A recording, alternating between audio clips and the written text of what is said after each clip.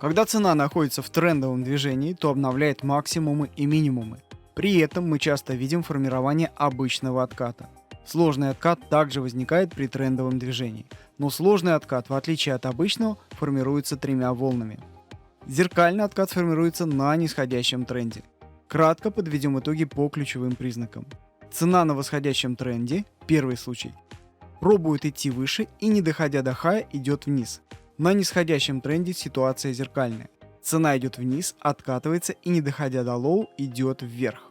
В первом примере цена идет дальше вниз и пробивает локальный минимум. Во втором пробивает локальный максимум.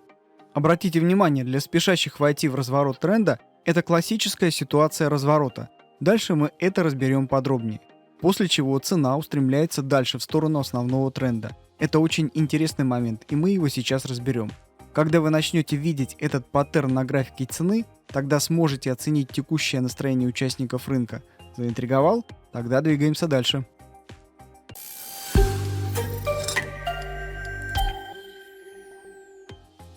Сложный откат начинает формироваться как обычный откат.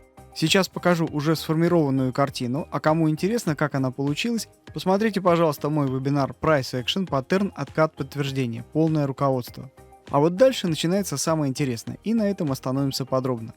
Под минимумом 1 трейдеры, которые открыли длинные позиции, поставят стоп-приказы на продажу. Так они будут защищать свои длинные сделки. Но как только цена вновь пойдет вниз, сработают стопы и сделки будут закрыты. Смотрите, что получается. Во-первых, появился новый хай ниже предыдущего. Во-вторых, цена пробила линию тренда. Для многих трейдеров, которые не оценивают ситуацию в целом, а торгуют по формальным признакам, это сигнал к продаже. И они открывают сделку на продажу.